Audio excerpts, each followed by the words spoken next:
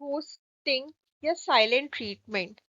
आज के digital era में ये शब्द बहुत कॉमन हो चुका है।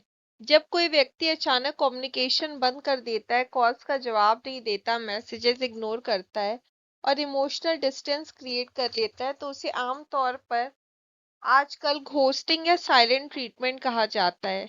लेकिन एक बहुत इंपॉर्टेंट कानूनी सवाल ये है, क्या सिर्फ कुछ दिन तक बात ना करना, महज 13 दिन या कम्युनिकेशन गैप क्रिएट करना सेक्शन 498 ए आईपीसी के तहत क्रिमिनल क्रुएलिटी माना जाता है?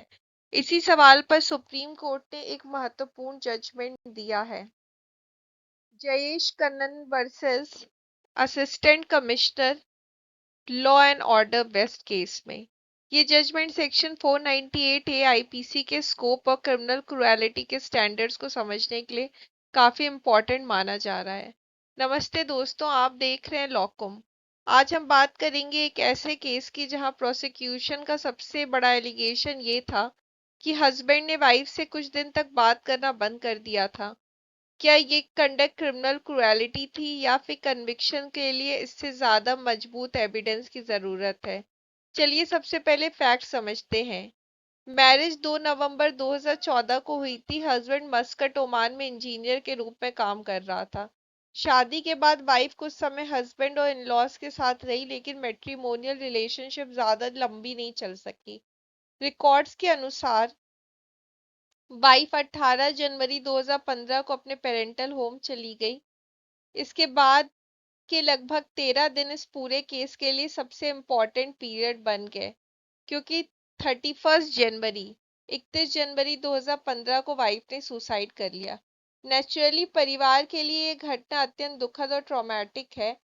इसके बाद एफआईआर रजिस्टर हुई और प्रोसिक्यूशन ने आरोप लगाया कि शादी के समय सब्सटेंशियल डाउरी दी गई थी।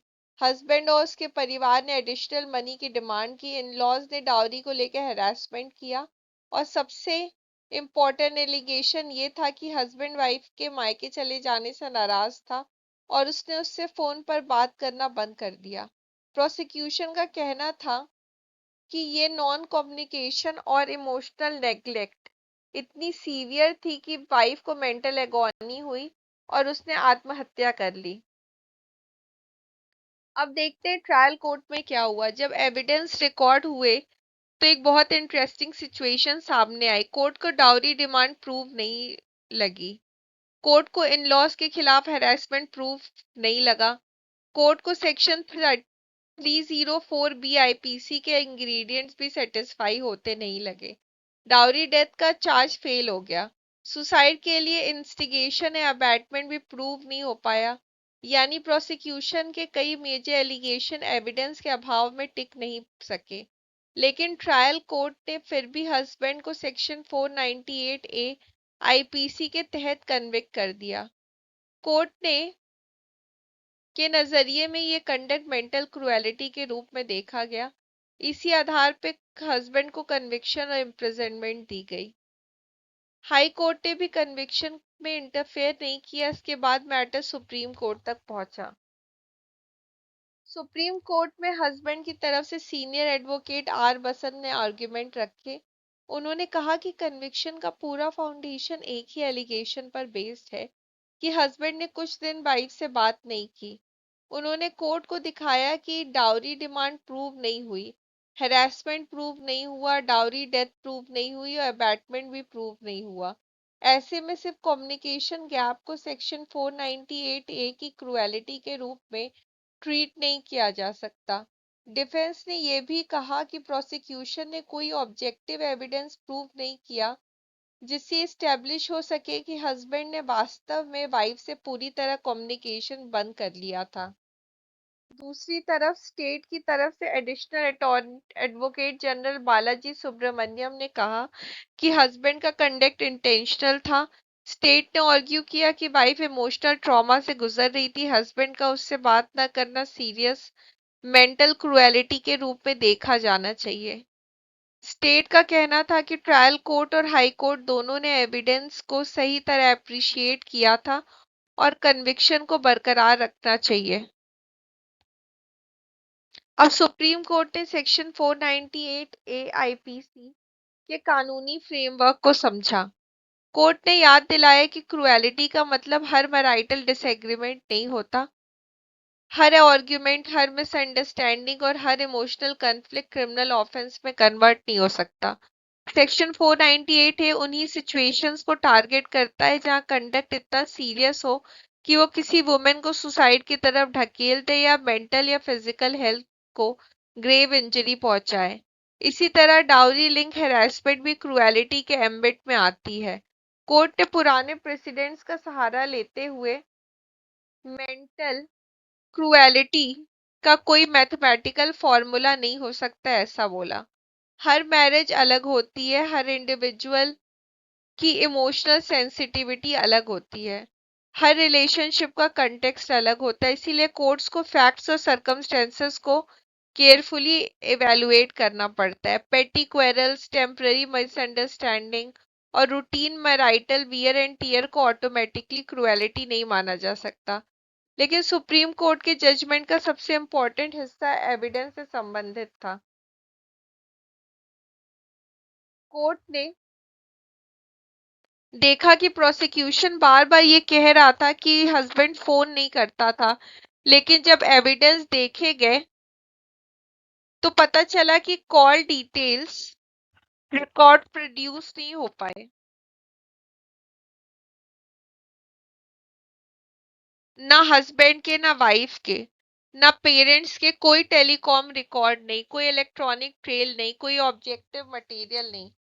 कोर्ट ने कहा कि जब प्रोसिक्यूशन का पूरी थ्योरी कम्युनिकेशन के एब्सेंस पर बेस्ड थी, तब उस एलिगेशन को सपोर्ट करने के लिए ऑब्जेक्टिव एविडेंस लाना प्रोसिक्यूशन की जिम्मेदारी थी।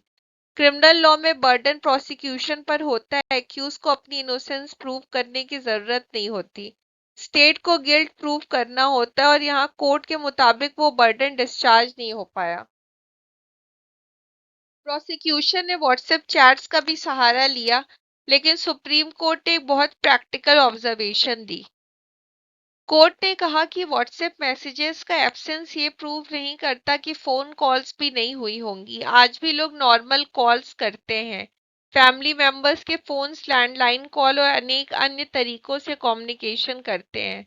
सिर्फ व्हाट्सएप पर साइलेंस का मतलब कंप्लीट नॉन कम्युनिकेशन नहीं माना जा सकता।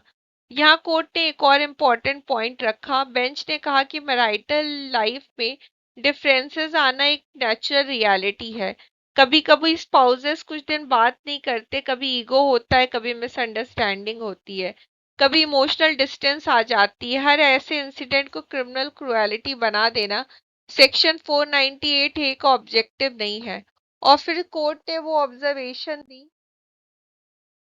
जो इस जजमेंट का सेंट्रल टेक अवे बन गए। कोर्ट ने इफेक्टिवली कहा कि जब क्रुएलिटी के अन्य एलिगेशन प्रूव नहीं हुए, तब सिर्फ ये कह देना कि हस्बैंड ने कुछ दिन बात नहीं की, सेक्शन 498 के इंग्रेडिएंट्स को सेटिस्फाई नहीं करता। यानी once cruelty itself is not proved, merely not talking to wife for some days cannot be treated as cruelty under section 498A। इसी रीजनिंग के आधार पर सुप्रीम कोर्ट ने कंक्लूड किया कि prosecution essential ingredient of cruelty establish करने में fail हो गई, और ये कह के कन्विक्शन सेट असाइड कर दी गई, अपील अलाउ कर दी गई, सेंटेंस क्वॉश कर दी गई, हस्बैंड को एक्विटल मिल गया। साथ ही कोर्ट ने उसका पासपोर्ट वापस करने के भी डायरेक्शन दिए। अब यहाँ एक ब्रॉडर डिस्कशन भी जरूरी है। इस जजमेंट को ये समझना गलत होगा कि सुप्रीम कोर्ट ने साइलेंट ट्रीटमेंट या इमोशनल नेग्लेक्ट को हमेशा इनसिग्निफिकेंट माना है। कोर्ट ने ऐसा नहीं कहा। कोर्ट ने सिर्फ ये कहा कि पर्टिकुलर केस में उस एलिगेशन को प्रूव करने के लिए सफिशिएंट एविडेंस नहीं थे।